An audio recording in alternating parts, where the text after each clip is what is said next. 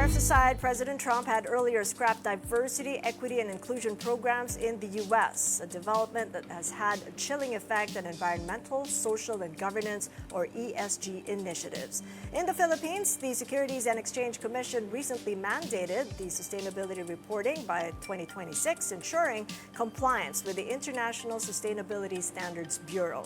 With us now for more is the founder and managing director of ESGPedia, Asia's leading ESG data and technology platform, empowering corporates, SMEs, and the financial sector to attain ESG goals. Joining us live from Singapore, Benjamin So. So good to see you, Benjamin. Welcome to the program. Good morning, Kathy. All right, so first let's tackle the big policy picture here, as the one area to which Trump has been consistently hostile towards is ESG. So how is Trump's anti-ESG stance in the U.S. impacting conversations overlapping sustainability, technology, and strategic ESG in Asia? Well, I think firstly, if we are looking at ESG, it's important to have a longer term perspective, because the objective of ESG is to have a sustainable planet, a sustainable future, and a part of it, of course, is a sustainable society and businesses. So I think it's important that we have a time frame of, literally a few decades down the road. And yes, there might be policy changes along the journey, but I think it's also, we should be minded to, remember that whatever actions that we are taking today can really influence, the future of the planet down the road. So I believe that the good news is, while many companies in America are now following the, updated policies that are laid out by the president, externally outside America, it's still a very interconnected global economy whereby companies are still following regulations in the various jurisdictions outside of America that already have mandatory requirements on ESG. So I guess that means prepare.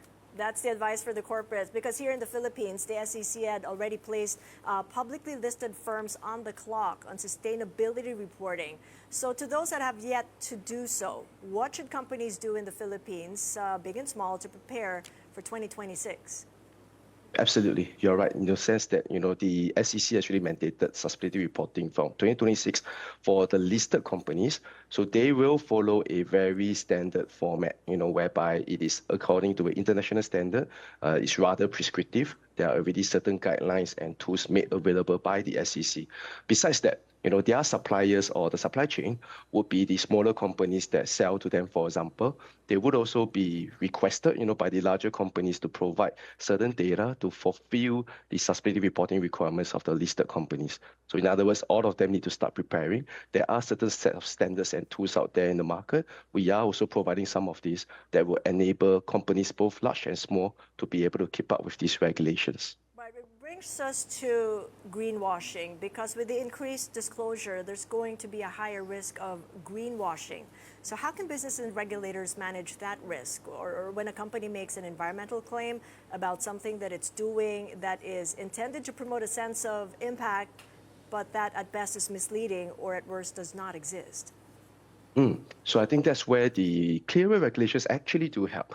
Right now there is this certain template or format that therefore companies need to be able to disclose, and that's where there will no longer be claims of ignorance, right? For example, if I reported something in a certain way that's not quite the truth, okay, there's no longer a cause to say that, oh, there wasn't very clear guidelines on how I should report. So with the clearer regulations, okay, these standards will become more or less pre-programmed, okay, whereby companies can be easily able to meet the requirements, and therefore, with the use of these regulations and technology, greenwashing can be avoided just by simply recognizing the outliers and differences. Well, we got 8 months to prepare for those corporates who still have to do some sustainability reporting. Thank you so much for joining us, Benjamin So of ESGPedia in Singapore.